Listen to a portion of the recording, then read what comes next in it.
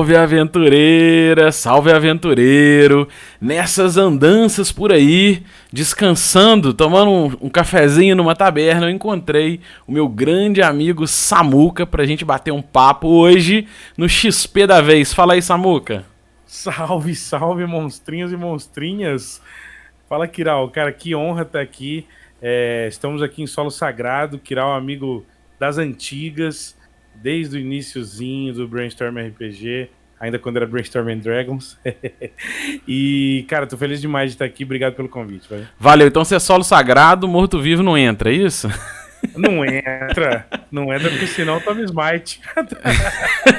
E aí, Samu, cara, é um prazerzão, né? A gente tá inaugurando devagarzinho esse quadro de bate-papo aqui no canal, que muita gente fala, normalmente eu falo sozinho, e eu tô achando muito legal essa ideia de compartilhar o XP também, não só compartilhando o vídeo, mas também chamando a galera pra bater um papo sobre isso, né? E dentro desse conceito eu sei que você ama o D&Dzinho da Grow.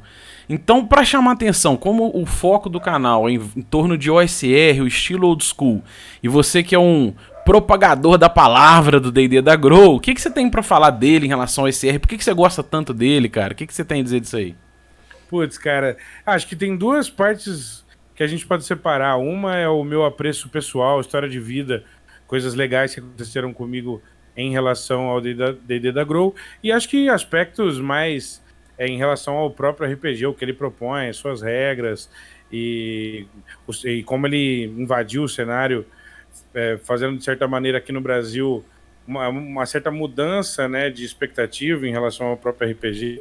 Mas se fosse para resumir, diria o seguinte, né, Kiral, eu comecei a jogar.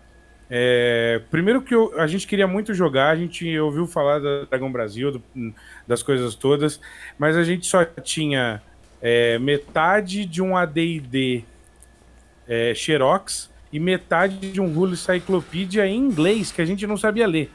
Então, jogar RPG era sempre muito difícil e muito nebuloso. O mestre não sabia inglês, então ele meio inventava as regras, aquela coisa louca, né? Então, quando chegou o D&D da Grow, aquela caixa mágica, os sinos tocaram, a alma vibrou. Eu estava diante de um artefato sagrado. O D&D da Grow, quando chegou, lindo, maravilhoso, em português pra gente, com Cara, com aquela capa, né? Nossa, com aquele dragão vermelho gigante, poderoso. E, cara, em português, com as regrinhas simples, até nível 5, que a gente fala, nível 5. Muita gente que pode estar ouvindo, de repente, que só tá jogando D&D quinta edição, fala, mas 5 níveis é rapidinho. Gente, 5 níveis, quando você tem um desafio bem montado e você não tem superpoderes, não é fácil, não, chegar a sobreviver até lá. Então, 5 níveis era uma vida pra gente. Então, em termos de vida pessoal, foi maravilhoso por isso e porque o D&D da Grow me ajudou muitos anos mais tarde a voltar a ter essa experiência. De certa maneira, a quinta edição já estava começando a me incomodar e eu já estava lendo outras coisas e pesquisando outras coisas. E eu falei, cara, o que eu posso experimentar diferente aqui? E comecei a procurar na minha prateleira e quando eu redescobri o D&D da Grow, mudou tudo. Bateu o olho naquela caixa preta, com aquele dragão vermelho, o olhinho até brilhou, né? Nossa, cara, foi emocionante demais. E assim, pro hobby, né, cara, você sabe da importância, porque, poxa vida, ele é um resumo essencial, belíssimo do Beckme, né?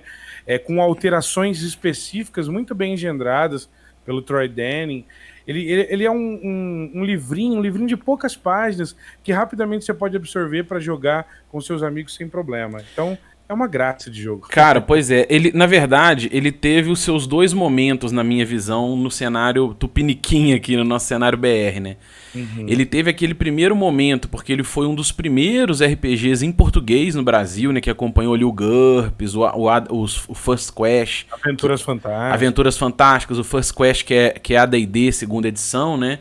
Então veio aqueles primeiros sistemas de RPG sendo lançados no Brasil em português e ele também.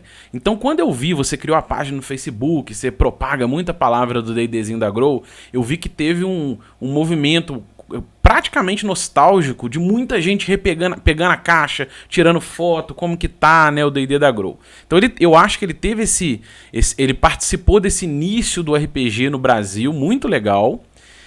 né, eu penso assim, lá no começo dos anos 90, e que ele é, como você falou bem, um resumo. A ideia dele é como eu fazer uma caixinha introdutória para um jogador novo, né? Um jogador que está chegando no RPG com essa linguagem.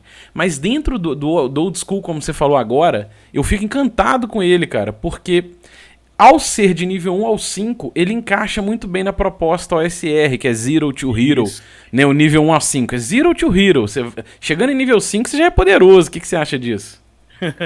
Cara, eu acredito que alguém que consiga sobreviver aos desafios, todos em 5 níveis, esse cara pode certamente se considerar, no mínimo, um vencedor. Pois é, cara, e sabe uns gatilhos que me lembram? Eu lembro que na época ainda da terceira edição, na época de saturação da terceira edição, ali chegando em 2008, 2007, muita gente debateu, foi criada a opção do chamado E6, que era você pegar a terceira edição, 3,5, né? E só evoluir até o nível 6. Teoricamente, o seu cenário de jogo seria entre os níveis 1 e 6. O 6 seria o último nível de personagem. A partir do nível 6, a cada 5.000 de XP, o personagem ganharia um feat novo. Então, assim, eu vejo que o D&D, assim, era uma forma lá atrás de você pegar a terceira edição e fazer uma simplificada nela, que é muito bem o que o D&D da Grow faz com a Cyclopedia, com o Beckme. Então é um material em português que tá ali na sua mão, dentro da experiência old school, né, cara, da experiência OSR. Isso é sensacional pra mim. Cara, e eu, assim, eu tive o prazer de... não só de rememorar, não teve só o aspecto nostálgico, foi revolucionário pra mim, cara, e é por isso que eu chamo de glorioso o D&D da Grow, porque além de toda essa carga, obviamente, do passado e coisas, boas lembranças, horas e horas de jogo, além disso, quando começou todo esse movimento, a questão da OSR, a gente começou a falar e começou a querer revisitar as coisas, eu olhei para minha prateleira, eu não tinha livros clássicos aí da OSR, nem DCC eu tinha. Eu olhei para minha prateleira, o que eu tinha de fato? Eu tinha o First Quest, tá ligado? Eu tinha o Dragon Quest e eu tinha o D&D da Grow, sim. Cara.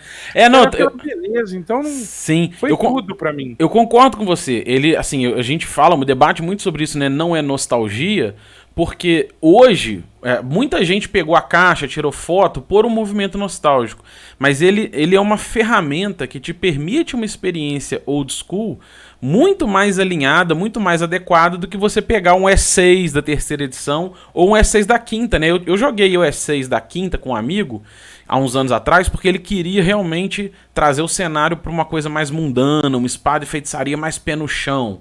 Aliás, uma fantasia mais pé no chão, né? Um low fantasy. Mas com a quinta edição, mesmo no E6, a nossa experiência não foi boa. Porque você tem o Cantrip, que é poder infinito, tem o feat, né? Tem opções de feat que a gente acaba pegando. Então você ainda tem um personagem... Eu falo isso brincando, né? O mago da quinta edição, ele é o Batman, cara. Ele, ele tem o familiar, ele faz dancing lights, ele tem muito, ele faz magias como ritual, então ele tem muito recurso já no nível 1. E o D&D da Grow não, é uma experiência realmente old school, então ele não é só nostalgia, ele é nostalgia pra quem viu na caixa, tirou foto de novo, relembrando aquele momento de primeiros contatos com RPG, mas ele é uma ferramenta pra experiência old school sensacional, eu concordo com você plenamente. E de certa maneira, ele dialoga muito com a modernidade. Quando eu digo modernidade, eu estou falando de a modernidade em relação à sociedade, e não em relação aos jogos de RPG modernos, né? Mas ele é muito moderno também, porque ele é um jogo muito ágil. Então nós envelhecemos, estamos velho, às vezes não temos tanto tempo. Pô, 3.5, cara... era uma quantidade imensa de coisas para você ficar jogando um jogo de 200 mil botões. Não era só o fato de ter botões, entendeu? Piloto, né, cara? O piloto do RPG. Cara. Piloto de caça, meu, com 250 botões para apertar. A gente não dá conta, poxa vida, né? Tivemos filhos, casamos, estamos com 200 trabalhos. A gente ainda quer jogar RPG, quer jogar muito, mas queremos jogar de uma maneira profunda e ágil. E o D&D cara... faz isso. Sim, e esse que você falou é uma coisa muito interessante, porque não é só questão de ter ou não tempo, né? Você pode falar assim, eu vou passar uma tarde de 8 horas jogando RPG, mas quando o seu sistema ele é muito carregado em tática, em mecânica, em suporte, acaba que esse tempo acaba sendo investido em combate, por exemplo. Você fica, na quarta edição eu lembro direitinho, a gente às vezes ficava uma sessão e meia, né? 4, 5 horas de jogo num combate específico. E, cara, agora é muito rápido, em 15 minutos, 10 minutos você resolve quando tem combate, você ganha tempo de jogo pra fazer muito mais coisa. O jogo fica muito ágil, fica muito mais gostoso, né? Você tem toda a razão, cara. É verdade, cara. É o D&D da Grow, mano. D&D da Grow, glorioso. Mas, cara, essa foi uma apresentação, né? Porque eu já falei um pouquinho de D&D da Grow, você fala muito, a gente vai deixar na descrição do vídeo. Tem uma página no Facebook que o Samuca criou do D&D da Grow. É uma das ferramentas em português que a gente tem, muito boa para você experimentar a OSR. Então ela tem um movimento nostalgia para quem jogou na época, mas para quem nunca jogou, ela é uma ferramenta incrível. Então não é só nostalgia, fica a nossa dica. Mas aí, Samuca, dentro disso também surgiu um papo muito legal que eu quero, né, retomar com você, que é um jargão clássico que a gente tem visto aí no Facebook, tem visto nas comunidades, que o pessoal fala assim, quando a gente tá numa mesa de jogo, o importante é a diversão. E, cara, o que você tem a dizer sobre isso, quando você pensa assim, o importante é a diversão? O que te bate, assim, o que você pensa disso? Cara, eu acho que esse é um assunto que ele tem, pelo menos pra mim, ele tem um aspecto assim, é uma caixa dentro de uma caixa, dentro de outra caixa.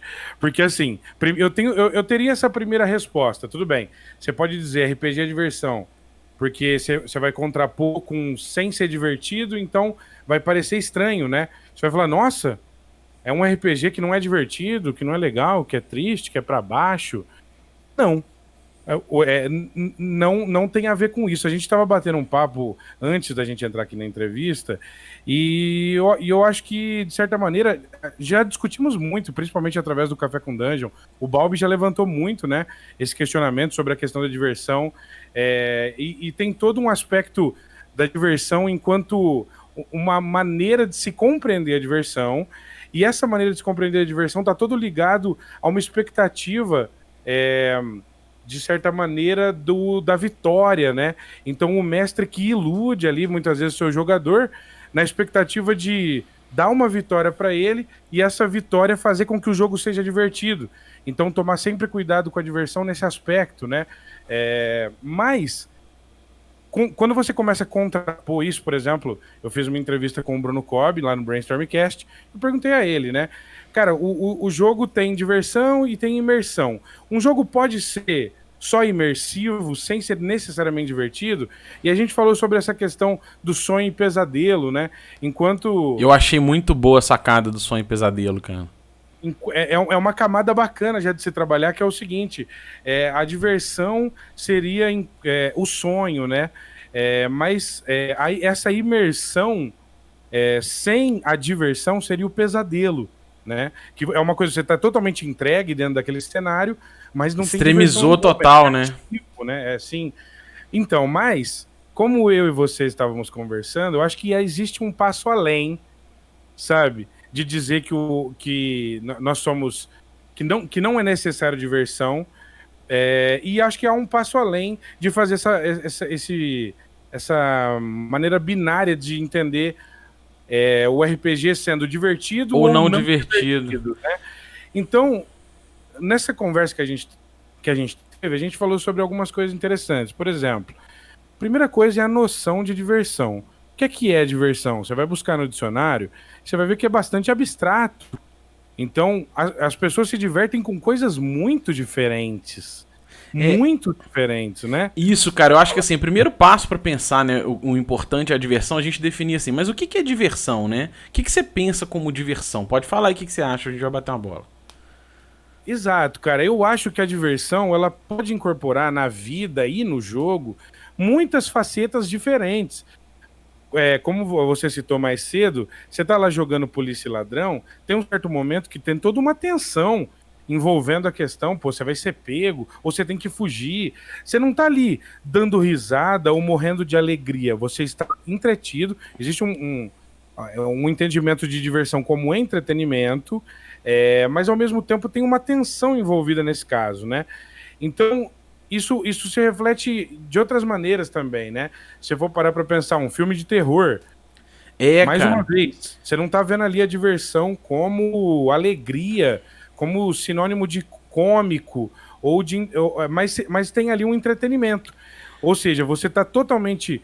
É uma experiência gostosa e é uma experiência imersiva sem ser necessariamente alegre ou engraçada. É porque a gente às vezes pensa assim, né? É fácil você pensar em diversão uma veia cômica.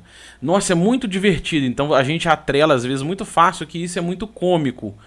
E aí, mas será que tem que ser sempre comédia? E aí a gente comentou, não, porque de repente você tá batendo um polícia ladrão.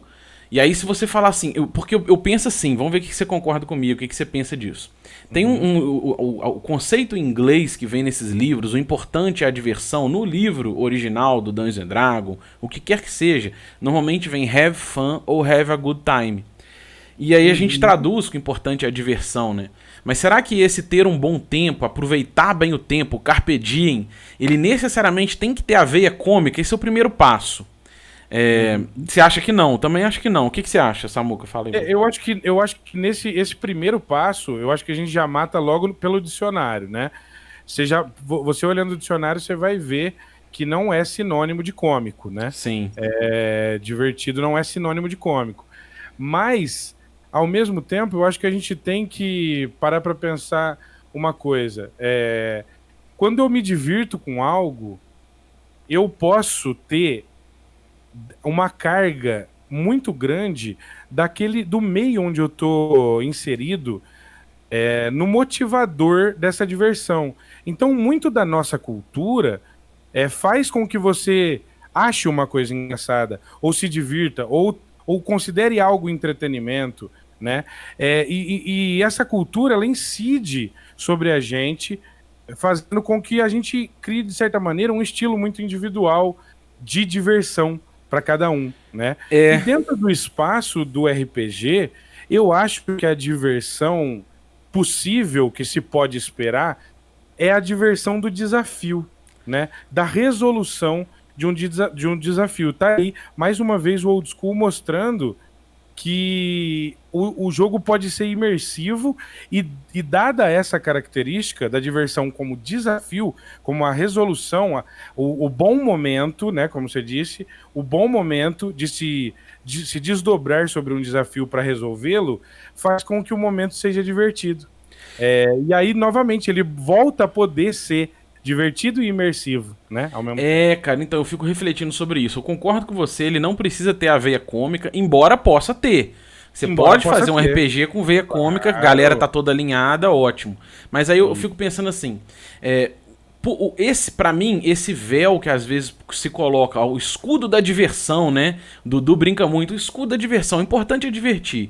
Eu acho que, de certa forma, ele aliena o debate. Porque é óbvio que todo mundo quer se divertir, né? Aí eu fico pensando assim, não é? Eu, por exemplo, eu sempre gostei do xadrez. Desde criança. E às vezes, cara, eu passava horas jogando xadrez. E você tá ali jogando xadrez e você não joga o xadrez sempre pra ganhar, porque às vezes você quer jogar xadrez pra ensinar alguém. Você quer jogar xadrez pra testar uma tática nova, pra se desafiar em relação ao tempo. Eu quero vencer em tanto tempo. Então tem outras... E às vezes você joga pra aprender também. Então tem outras experiências envolvendo esse passatempo que não tem primeiro veia cômica e nem sempre ele vai ter aquela veia de ter que vencer, né? Sempre. Aí em cima de... mas isso não significa que você não tá tendo ali um bom tempo, não tá aproveitando bem o seu tempo, né? É uma experiência de jogo. Eu até comentei com você, Samu, que na época da faculdade eu era sinuqueiro, né? Gostava de jogar sinuca. E, cara, quando você vai passar noite, madrugada jogando sinuca, você não tá ali... sempre zoando. Cara, olha, eu tenho um outro exemplo muito bom. Eu venho de uma família de músicos, né? Eu sou músico também. E, cara, quantas horas eu passei dedilhando tentando aprender um solo, uma composição harmônica, eu não estava nem rindo e nem achando alegre. Mas eu e é estava bom, né? imerso, entretido completamente, me divertindo Sim. dentro daquela situação. Cara, muito doido. E aí, mas sabe por que eu fico pensando nisso? Porque eu vejo muito esse uso do escudo da diversão, ele acaba, de certa forma, impulsionando ou estimulando uma prática que eu não gosto, que eu não acho legal pro jogo, que é você articular o resultado atrás do escudo do mestre, por exemplo, jogando um dado escondido, flexibilizando ou flutuando o ponto de vida da criatura. Pra quê?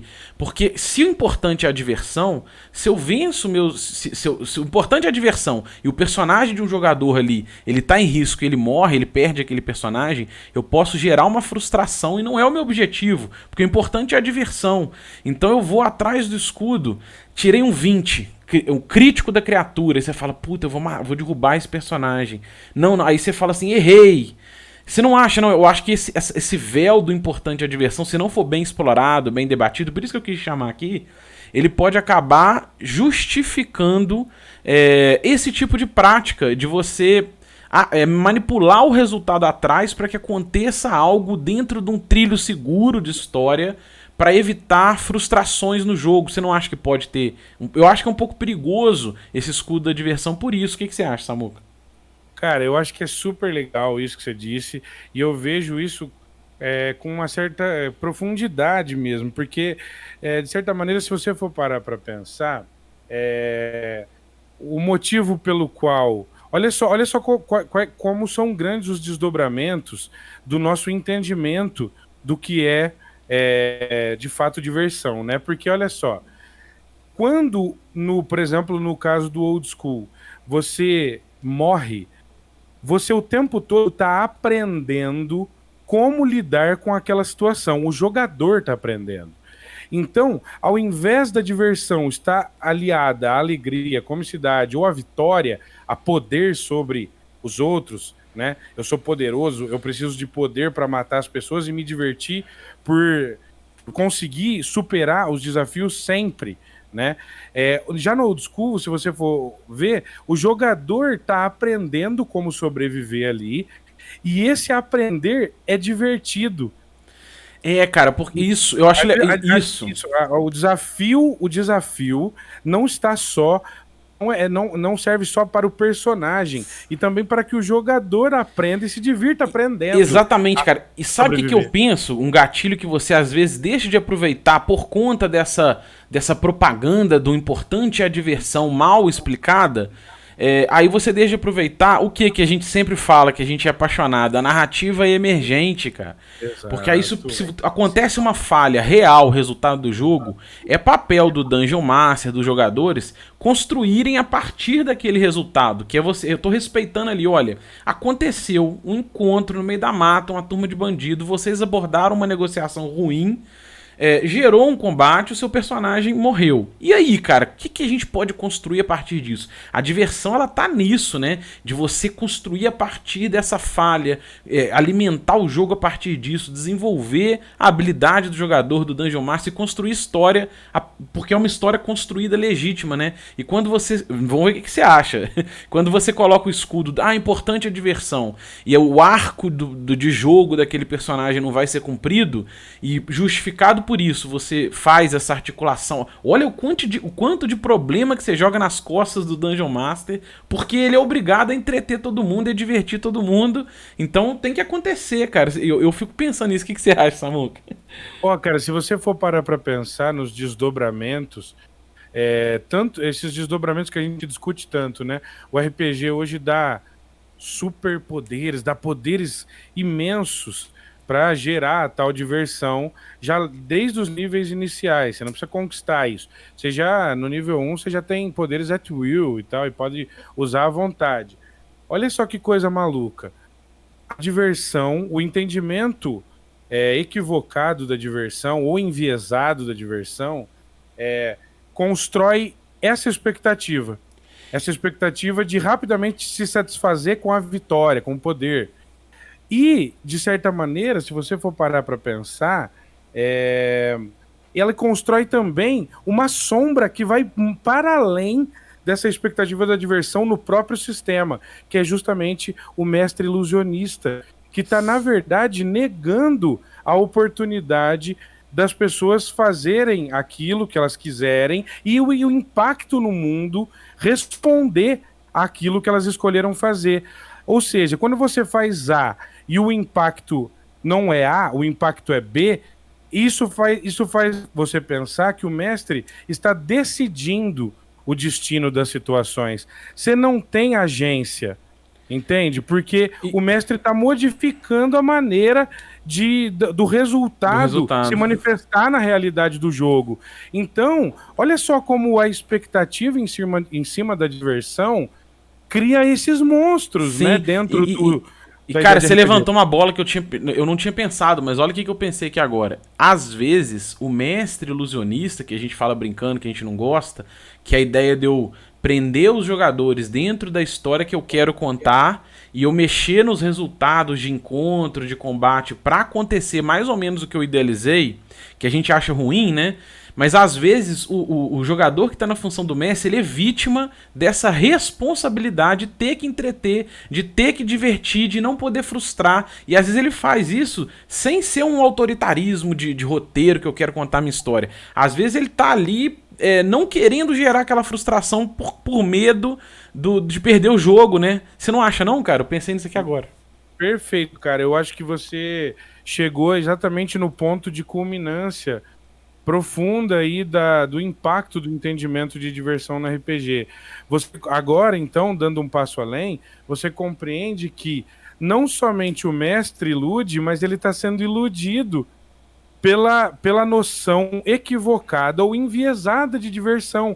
Ele se vê na necessidade de divertir porque ele recebe o entendimento de diversão no RPG formatado. Sim, cara. Se ele soubesse que é possível de divertir-se com os aspectos reais rolados no dado e na narrativa emergente, na improvisação e na construção, obviamente, do imaginário coletivo ali se degladiando, se ele soubesse que isso também era divertido, ele não precisaria fazer nada disso. Tiraria o peso de cima dele e faria com que a história fosse aflorasse bela ou feia à medida que se construísse. Até porque, cara, esse fruto genuíno da narrativa emergente pra mim é onde o RPG brilha, né, cara? Porque é inesperado. É aí que a mídia dele acende. Porque é inesperado. Porque se eu penso uma história que o vilão vai ser um Lich no final do jogo e porque esse cara era um arqui-inimigo dos personagens e matou o pai de um personagem e vai ser lá no nível 15 daqui a 2 anos, se eu penso tudo isso, eu vou querer trilhar todo mundo para que não tenha uma frustração do personagem ser perdido antes desse arco. E aí, cara, você de certa forma não tá explorando a maior beleza do RPG, que é essa história que nasce de forma inesperada, de um crítico, de uma falha, de uma decisão ruim. E, cara, ali que floresce o que o RPG tem de diferente das histórias contadas, né? Percebe, Kiral, que de certa maneira, olha só que coisa interessante, faço um convite a gente pensar, inclusive, na ideia de positivismo, né? Vamos contar quais histórias? A história do vencedor ou a história do povo, né? A história dos agentes ocultos, invisibilizados, né? Vamos contar a história dos vencedores, então nós temos que forjar essa história. Nós temos que criar essa história. Boa, e ela não vai ser coletiva, vai ser individual. Boa. Na solidão de alguém que quer fazer uma história ser bonita para que os vencedores brilhem. Mas olha só, no Old School, eu, por exemplo, tive um personagem que eu adorava. Eu morri no nível 3. O nome dele era Passaredo. Morri no nível 3. O Passaredo, ele foi tão importante para a história que ele virou o nome de uma praça. Eu tenho um outro personagem aí que tá no nível 6.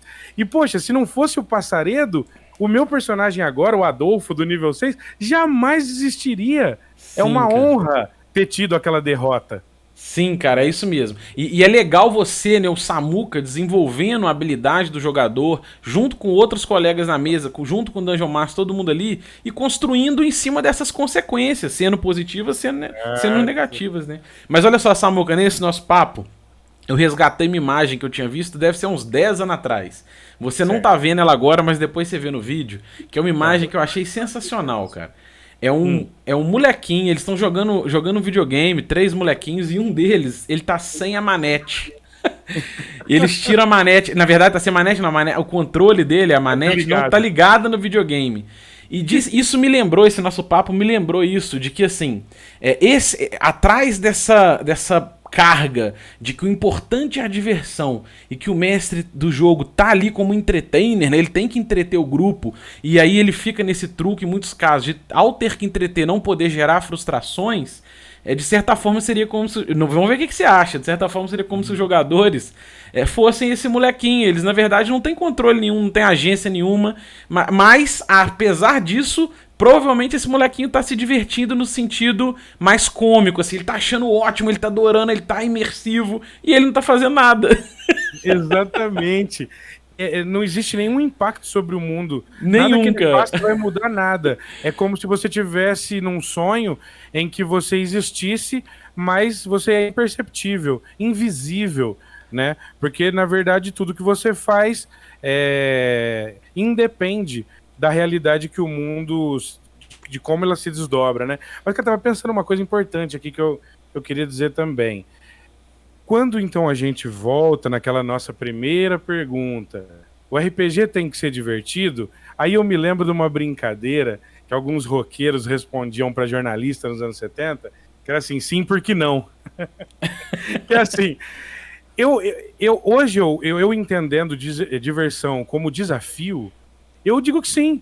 Eu acho que é legal que o Sim. RPG tenha que ter um desafio e que se construa esse desafio da melhor maneira possível, sendo uma baixa preparação ou uma preparação um pouco mais, sei lá, detalhista, né? Mas que construa esse desafio para que os jogadores possam de fato impactar o mundo dentro daquela vontade de superá-lo, né?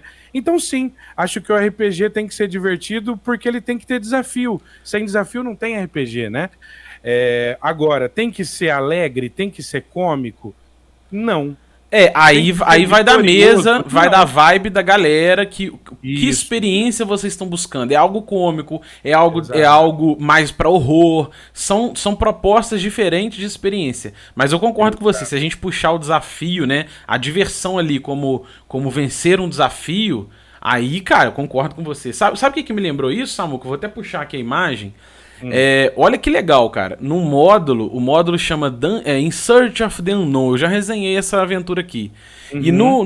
no clássico, no D&D clássico, no BX, a gente não tinha o livro do mestre, né? Então os designers normalmente davam as dicas nas aventuras. Elas vinham dentro dos módulos de aventura, vinham as dicas para os Dungeon Masters. E tem um capítulo do Mike Carr dentro dessa aventura, In Search of the Unknown, que ele fala assim, olha que legal, vê o que você pensa disso. Ele fala assim, ó... tem um capítulo que fala como ser um Dungeon Master eficiente. E ele fala assim, é importante você ser justo, né, ser imparcial, um jogo imparcial. E ele fala que você vai adorar, você vai degustar a experiência de desafiar os seus jogadores e jogar um jogo bem jogado, um jogo bem desafiado. Cara, isso é exatamente o que a gente tá falando aqui, né? Nossa, cara, é exatamente isso. Olha só para você ver como lá no início da mídia, né, RPG, lá no início do hobby, eles já tinham detectado isso, né? Mesmo sem ter que fazer todo esse desdobramento filosófico, né? Por trás, inclusive, estudando etimologicamente a palavra desafio, a palavra entretenimento, a palavra diversão, tudo para a gente poder conseguir entender, mesmo sem ter esse debate específico, eles conseguiram chegar nessa mesma conclusão. É, E, cara, eu penso que por mais que ser engraçado, ser alegre, possa fazer parte do estilo, independente do tipo de RPG, não precisa ser RPG old school para ter que ser desafiador. Acho que tem que ser desafiador para qualquer tipo de também RPG. acho. E, cara, seria assim, querendo ou não, vou fazer uma análise aqui, vamos ver se você concorda. Se eu tô jogando. Vamos supor que você não sabe jogar xadrez e a gente tá jogando pra você ir aprendendo a jogar xadrez. É comum nas primeiras partidas você perder, e às vezes. Às vezes o seu desafio é conseguir resistir o maior número de tempo em relação a mim, se eu fosse um expert em xadrez e você não. Ao invés de eu ir, por exemplo, eu te venci em 30 segundos, a gente joga de novo, em 1 minuto, em 5 minutos, você vai aprendendo e se desenvolvendo com isso, seria como se eu tirasse a minha rainha, os meus bispos, colocasse só peão, e aí você me ganhasse, você ficasse ali sem a manete, tô ganhando, que legal, mas você não desenvolve, né, cara? Você não acha, não? Exatamente, cara, e se você for parar pra pensar, eu tenho um exemplo engraçado também. Eu tava mestrando a Raifel, né, e tinha um corredor lá, numa das torres da pedra flutuante, que era um corredor que tinha uma armadilha que era o seguinte: quando o cara pisava no corredor, o corredor baixava, certo? Uhum. Ele estava sob um eixo, então ele baixava jogando as pessoas lá para baixo. Quem não sabia disso escorregava, não tinha como, né? Beleza, mas só que antes deles saberem a armadilha, um dos caras viu uma coisa, interpretou meio do jeitão dele. E, cara, como ele tinha comprado frutas, ele falou: mestre, eu vou fazer de uma maneira, colocar cascas de banana na sola da minha bota. Fez todo um esquema para como ele ia colar a parada na sola da bota, porque ele queria escorregar, sabe? Ele queria deslizar muito rapidamente sobre o corredor. E olha o que aconteceu, ele pisou lá e todo mundo caiu. Ele foi o último a entrar, né? Mas todos entraram, ele era o último da fila. Quando ele entrou lá, ele escorregou na casca de banana que ele tinha feito para deslizar. E ele morreu. Foi engraçado demais. Então, assim, se para você RPG tem que ser divertido, e se diversão tem que ser, por exemplo, dar risada, morrendo, tendo um grande desafio a se cumprir, mesmo quando você não consegue, no aprendizado, pode ser engraçado demais. Você tá aprendendo a jogar xadrez, você perde toda hora. Cara, você dá risada, você fala, putz, que pariu. E acaba que o seu desafio, né? Eu já fiz isso com meu primo, por isso que eu contei a história. Nas primeiras... Primeiro ensina bem, você vai jogando leve, ensinando ele a dinâmica. Depois o desafio dele passa a ser resistir o maior número de tempo possível no jogo. No começo é 10 minutos, depois meia hora, depois muito tempo, até que ele começa a fazer batalhas bem pareadas. Então você vai desenvolvendo muito e não colocando um véu ali da diversão e deixando ele ganhar toda hora, né, sem ele entender por que tá ganhando. Cara, muito legal. Samuca, tá aí? Tá me ouvindo? Tô. Opa. Vamos entrar agora no momento jabá, porque você tem uma divulgação de RPG muito legal, que teve até participação minha, tá na arte aqui, né? Que é o Brainstorming Cast. É o momento jabá, cara. O que você tem pra falar? Qual foi a ideia inicial desse Brainstorming Cast, que fala muito de RPG, tem entrevista com a galera incrível e com a galera nem tão incrível assim que sou eu, amador. Claro que sim, cara. Mas o que você tem a dizer aí desse momento jabá? Pô, cara, primeiramente quero agradecer o espaço aqui, Kiral. É uma delícia bater papo. A gente bate papo aqui, moçada, empolgado, como se fosse um boteco mesmo. Sim. Eu não tô preocupado em falar bonitinho, não. Aqui a gente fala a verdade mesmo na cara. E o negócio é o seguinte, cara, eu tenho algumas coisas para anunciar. A primeira coisa que eu tenho para anunciar é o seguinte: eu não sei quando esse podcast vai ao ar, mas independente disso, quando ele for ao ar, se você que estiver me ouvindo, vá até o Spotify ou qualquer agregador, pode ser o Apple Podcast, o Google Podcast, Castbox, Anchor, Spotify, e procure por Brainstormcast, que é o nosso querido podcast aí. Nós estamos indo para o 22º episódio e acabou de sair uma entrevista que a gente fez com o esloveno Luka Rejek, autor do jogo Ultraviolet Grasslands e de tantas outras coisas interessantes aí no mundo do OSR. Cara, esse cara é muito incrível. Vale também então, ressalva, né, cara? O VG é um dos jogos OSR que tá bombando aí, né? Novo. Uhum. Ganhou prêmio, né, de arte, o cara é ilustrador, é game designer, é muito legal, então vale lá conferir. O Brainstormcast tem vários outros episódios, tem episódio entrevistando o Ed Greenwood, o próprio Greg Gillespie, das mega masmorras que eu e o Kiral falamos tantos, né, Arcaia, Barrel Maze, Raifel. E, cara, fica lá, vários episódios para você curtir, com Azecos, Pedroca, Jorge Valpassos, Jefferson Neves, com o próprio Kiral. Tem muita coisa legal lá, chega lá porque vai ser massa. Fora isso, quero convidar todo mundo para o projeto West Marches que eu tenho da Raifel. Nós estamos finalizando o nosso teste lá, então se você quiser jogar, eu vou deixar com o Kiral o link aqui, o grupo do WhatsApp, você só chega lá, manda um tô dentro. E, cara, quinta-feira quinzenal, rola aí aberto, gratuito, só chegar. Jogando com qual sistema? Jogando com Caves and Caves and Hexes. Legal.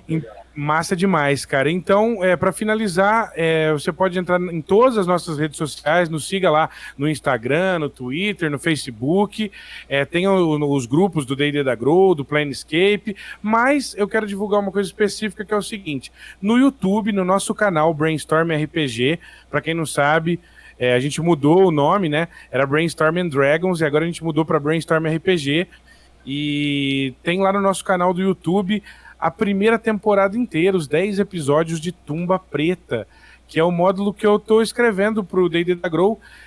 Acho que, se Deus quiser, até o final do ano sai, mas nós já estamos playtesteando ele lá no canal do Brainstorm RPG. Chega lá que você vai poder ver Rafael Balbi, Diego Bacinello, Pércio Espósito, Bernardo Hasselmann e tantos outros, Rei Grifo, que participaram por lá para fazer o playtest com a gente. Se você gosta de D&D da Grow, se você quer conhecer, chega lá porque vai valer a pena. E valeu, Kiral. Tamo junto. Cara, valeu demais. Foi ótima essa troca de XP. E é isso aí. Vamos continuar batendo papo. Vamos divulgar o old school. Um abração, Samuca. Muito obrigado. Valeu, galera. Valeu, Kiral, pela oportunidade. Um abraço para todo mundo. Até a próxima. Valeu.